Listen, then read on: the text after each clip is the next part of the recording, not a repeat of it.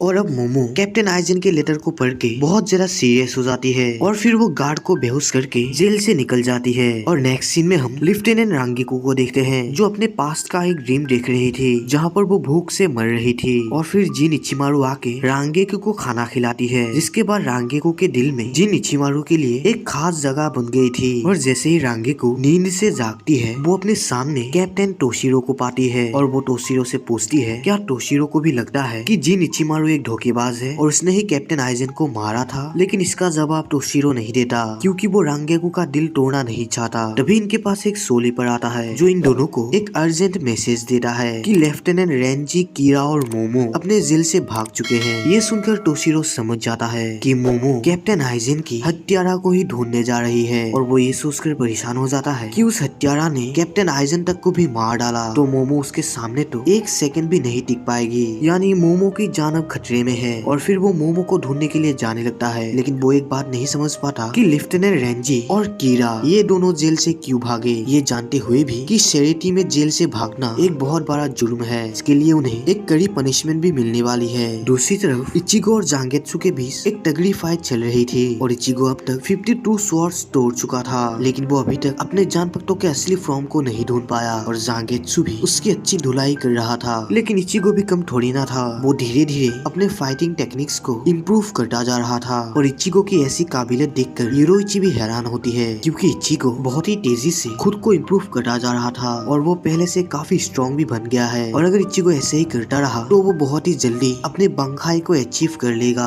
और जांगेत्सु से आमने सामने लड़ना कोई आम बात नहीं है। लेकिन इचिगो धीरे धीरे जांगेत्सु को बराबरी की टक्कर दे रहा है क्योंकि वो जांगेत्सु के हर एक फाइटिंग पैटर्न को समझ रहा है और वो अपने स्वॉर्ड को अब पहले से ज्यादा देर तक यूज कर पा रहा था। लेकिन तभी अचानक जांगेत्सु फिर से डॉल में बदल जाता है और ऐसे ही एक दिन का ट्रेनिंग पूरा हो जाता है। और फिर योरोइची इचिगो के घाव को भरने के लिए एक हॉट स्प्रिंग में बैठने को बोलती है और फिर इचिगो एक हॉट स्प्रिंग में बैठ जाता है और ये हॉट स्प्रिंग का पानी एक हीलर का काम करती है। जैसे इचिगो इस पानी से नहाता है उसके घाव खुद ब खुद भर जाता है। ये देखकर इचिगो बहुत हैरान होता है और तभी यहाँ पर योरोइची भी आ जाती है और क्योंकि वो बहुत थक चुकी थी तो वो इस हॉट स्प्रिंग में नहाने को सोचती है, लेकिन इचिगो शर्म के मारे उसे ऐसा करने के लिए मना करता है। लेकिन योरोइची का भी दिमाग बहुत तेज था, वो अपने कैट फॉर्म में इस हॉट स्प्रिंग पर एंटर करती है और फिर योरोइची अपने और उराहारा के बारे में इचिगो को बताती है और हमें पता चलता है कि योरोइची और उराहारा बचपन से ही दोस्त थे। ये सुनकर इचिगो पूछता है कि आखिर उराहारा है कौन, जिस पे योरोइची सीरियस होके बोलती है उसका पूरा नाम है किसुके उराहारा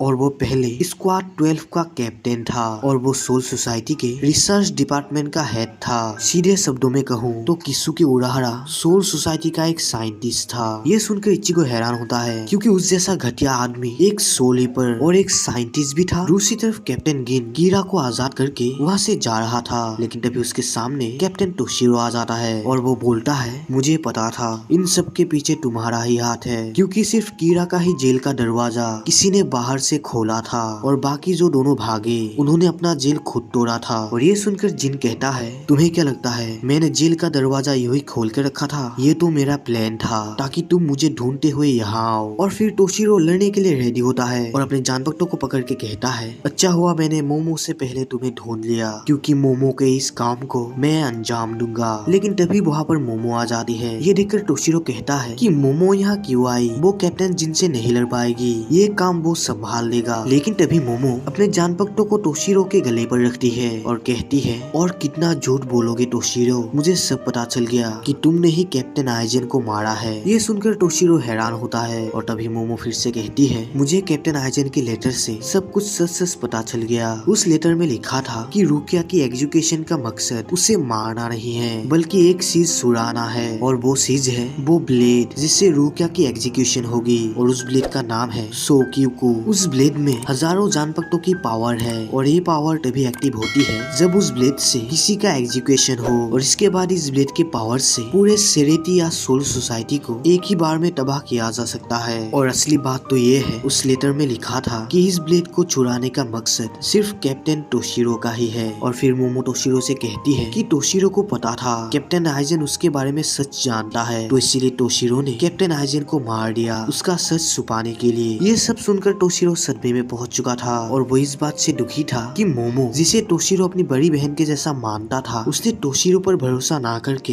एक फेक लेटर पर भरोसा कर लिया। लेकिन वो फिर भी मोमो को समझाने की कोशिश करता है, लेकिन मोमो टोशिरो की एक बात भी नहीं सुन रही थी और वो बिना सोचे समझे टोशिरो पर अटैक करने लगती है। और ये देखकर टोशिरो पूरा कंफर्म हो जाता है कि इस खेल के पीछे कोई और है और वो मोमो को अपना मोहरा बना रहा है। तभी वो जिन के फेस पर एक डेविल स्माइल नोटिस करता है और ये देखकर टोशिरो समझ जाता है कि ये सब करने वाला और कोई नहीं बल्कि कैप्टन जिन है। और टोशिरो को भी नहीं लगता कि ये लेटर कैप्टन आइजन ने ही लिखा है। और फिर टोशिरो मोमो को एक ही शॉट में बेहोश कर देता है और वो गुस्से से गिन से बोलता है कि उसने मोमो का इस्तेमाल करके बहुत बुरा किया और इस गलती की सजा तो गिन को मिलेगी ही। और फिर टोशिरो लड़ने के लिए रेडी होता है और ये देखकर कैप्टन गिन भी टोशिरो से लड़ने के लिए रेडी होता है। और फिर टोशिरो अपने स्पिरिचुअल प्रेशर को रिलीज करके लेफ्टिनेंट कीरा से कहता है उसकी भलाई इसी में है कि वो यहाँ से चला जाए, क्योंकि हो सकता है लड़ते समय टोशिरो उसके ऊपर ही अटैक कर दे। और फिर टोशिरो गिन के ऊपर लगातार अटैक करता है, लेकिन गिन इन अटैक्स को आसानी से डॉज कर लेता है। और फिर गिन भी लगातार टोशिरो के ऊपर अटैक करता है। और फिर टोशिरो गिन से बोलता है कि उसने जो मोमो के साथ किया वो उसके लिए कभी गिन को माफ नहीं करेगा। और फिर टोशिरो अपने स्पिरिचुअल प्रेशर को रिलीज करके अपने जान भक्तों को रिलीज कर देता है और इसका नाम होता है योरी मारू। और फिर उसका जान भक्तों एक आइस ड्रैगन में बदल जाती है और ये देखकर गिन हैरान होता है, क्योंकि उसने पहले टोशिरो के जान भक्तों के इस फॉर्म को कभी नहीं देखा। और टोशिरो का जान भक्तों पूरे सोल सोसाइटी में सबसे स्ट्रॉन्गेस्ट आइस टेक्निक जान भक्तों है, क्योंकि उसका जान भक्तों मौसम तक को भी चेंज कर सकता था। और फिर टोशिरो अपने ड्रैगन से गिन पर अटैक करता है, लेकिन गिन इस अटैक से बच जाता है, मगर इस अटैक का थोड़ा सा झलक कीरा पर लग चुका था, जिससे उसका बॉडी आइस में बदलने लगता है। और ये देखकर गिन का ध्यान भटक जाता है, जिसका फायदा उठाकर टोशिरो गिन के ऊपर अटैक कर देता है, जिससे वो गिन के हाथ को आइस में बदल लेता है। लेकिन तभी गिन अपने जान भक्तों के फर्स्ट फॉर्म को रिलीज कर देता है और उसका जान भक्तों उतनी दूर तक फैल जाता है जितनी तक गिन चाहता हो। और टोशिरो बहुत ही मुश्किल से इस अटैक को डॉज कर लेता है, लेकिन तभी गिन बोलता है कि टोशिरो ने इस अटैक को डॉज करके बहुत बड़ी गलती कर दी, क्योंकि गिन का जान भक्तों बहुत ही तेजी से मोमो की तरफ बढ़ रहा था और अब टोशिरो चाहकर भी मोमो को नहीं बचा सकता। और ये देखकर टोशिरो घबरा जाता है, क्योंकि वो टाइम पर मोमो के पास नहीं पहुंच सकता। लेकिन तभी वहाँ पर रांगेकू आ जाती है और अपने फुल फोर्स से गिन के जान भक्तों को रोक लेती है। और वो गिन से बोलती है कि अगर गिन ने अपने जान भक्तों को वापस नहीं लिया तो गिन को रांगेकू से लड़ना पड़ेगा। और ये देखकर गिन खुश नहीं था, क्योंकि वो रांगेकू से फाइट नहीं करना चाहता, क्योंकि गिन और रांगेकू बचपन से ही रिलेशनशिप में थे, लेकिन किसी वजह से वो दोनों एक दूसरे से दूर हैं। लेकिन अब भी वो दोनों एक दूसरे की बहुत फिक्र करते हैं, जिससे गिन ना चाहते हुए भी अपने जान भक्तों को वापस ले लेता है और वो बिना कुछ कहे यहाँ से चला जाता है। और इसके बाद ये दोनों मोमो को ट्रीटमेंट के लिए ले आते हैं और फिर टोशिरो रांगेकू को थैंक्स बोलता है, क्योंकि आज रांगेकू नहीं होती तो शायद मोमो मारी जाती। और दूसरी तरफ इचिगो अपनी पूरी मेहनत से ट्रेनिंग कर रहा था और इचिगो की मेहनत देखकर योरोइची सोच रही थी कि ऑब्वियसली इचिगो बाकी सोरीपर्स के कंपैरिजन में काफी ज्यादा स्ट्रॉन्ग और जीनियस है। और उराहारा ने इचिगो के बारे में बिल्कुल सही कहा था कि ये लड़का कुछ अलग है। और तभी हमें पता चलता है कि जिस डॉल से जान भक्तों का असली फॉर्म रियल वर्ल्ड में आता है, उस डॉल को बनाने वाला किसुके उराहारा ही था, क्योंकि वो पहले रिसर्च डिपार्टमेंट में था। और उराहारा ने इस डॉल को अपने ट्रेनिंग के बेस पर बनाया था, क्योंकि उसने सिर्फ 3 दिनों में ही अपना बांखाई अचीव कर लिया था। तो ये डॉल सिर्फ 3 दिनों के लिए ही जान भक्तों को रियल वर्ल्ड में ला सकता है। और उराहारा को लगता है कि इचिगो सिर्फ 3 दिनों में ही बांखाई अचीव कर लेगा। और दूसरी तरफ टोशिरो और रांगेकू के पास एक मैसेज बटरफ्लाई आ जाती है और ये मैसेज देती है कि रुकिया की एग्जीक्यूशन डेट फिर से बदल दी गई है और अब रुकिया का एग्जीक्यूशन 3 दिनों में नहीं बल्कि 29 घंटे बाद होने वाला है। और ये सुनकर टोशिरो हैरान होता है और वो समझ जाता है कि आइजन के लेटर में जो लिखा था शायद वो सच है और अब गिन एग्जीक्यूशन ब्लेड को हासिल करना चाहता है। और फिर वो रांगेकू को ऑर्डर देता है कि अब उन्हें इस एग्जीक्यूशन को रुकवाना होगा, क्योंकि उससे लगता है कि सोल सोसाइटी में एक बहुत बड़ा षड्यंत्र रचा जा रहा है, जिसका कनेक्शन कैप्टन आइजन, रुकिया कुचिकी और एग्जीक्यूशन ब्लेड के साथ है। और उन सब में कैप्टन गिन भी इन्वॉल्व है और अब इन्हें हर हालात में इस एग्जीक्यूशन को रुकवाना होगा। और दूसरी तरफ हम रेंजी को देखते हैं, जो हंसते हुए बोलता है शायद मैं इस तगड़ी स्पिरिचुअल प्रेशर को महसूस कर कर पा रहा हूँ और ये स्पेशल प्रेशर हो ना हो उसी का ही है। और दूसरी तरफ इचिको और जांगेत्सु फिर से ट्रेनिंग कर रहे थे और इचिको जांगेत्सु को बराबरी की टक्कर दे रहा था, लेकिन तभी वहाँ पर एक ब्लास्ट होता है और उस ब्लास्ट के अंदर से रेंजी बाहर आता है। ये देखकर योरोइची हैरान होती है क्योंकि रेंजी को आखिर इस बेसमेंट के बारे में कैसे पता चला, क्योंकि ये जगह तो बिल्कुल टॉप सीक्रेट है। जिसपे रेंजी बोलता है कि वो यहाँ तक सिर्फ इचिको की तगड़ी स्पिरिचुअल एनर्जी की हेल्प से पहुंचा है। और फिर वो इचिको से पूछता है कि क्या वो बांकाई अचीव करने के लिए ट्रेनिंग कर रहा है, और अगर ऐसा है तो क्या वो भी यहाँ पर ट्रेनिंग कर सकता है। वो यहाँ पर किसी को परेशान नहीं करेगा क्योंकि वो अपने बांकाई को अचीव करने के बहुत करीब है। ये सुनकर इचिको हैरान होता है तो रेंजी क्लियर करता है कि रेंजी यहाँ पर इचिको से लड़ने के लिए नहीं आया, वो तो यहाँ पर सिर्फ ट्रेनिंग करने के लिए आया है और हो सके तो वो इचिको की मदद भी करेगा क्योंकि उनके पास बहुत कम टाइम है। और फिर रेंजी अपने जान पट्टों को रियल में मैनिफेस्ट कर देता है। ये देखकर इचिको हैरान होता है और वो रेंजी से पूछता है उसने ये किस लिए कहा कि उनके पास टाइम बहुत कम है। जिसपे रेंजी बोलता है क्या तुम्हें सोल सोसाइटी का नया ऑर्डर नहीं मिला, लेकिन चिंता मत करो, मैं हूं ना यहाँ बताने के लिए। असलियत में न्यू ऑर्डर के हिसाब से रुकिया की एग्जीक्यूशन डेट फिर से चेंज करी गई है और अब रुकिया का एग्जीक्यूशन कल दोपहर में होने वाला है। और ये सुनकर इचिको और योरोइची सदमे में पहुंच जाते हैं। योरोइची समझ ही नहीं पाती कि वो करे तो करे क्या, क्योंकि इचिको के पास सिर्फ एक दिन का समय है और वो एक दिन में अपने बांकाई को अचीव नहीं कर पाएगा। ये किसी भी तरीके से पॉसिबल नहीं है। लेकिन इचिको योरोइची को मोटिवेशन देके कहता है योरोइची तुम्हें हिम्मत नहीं हारना चाहिए, भले ही हमारे पास सिर्फ एक दिन का समय है, लेकिन मैं सिर्फ एक दिन में दुगनी मेहनत करूंगा और अपने बांकाई को अचीव करूंगा।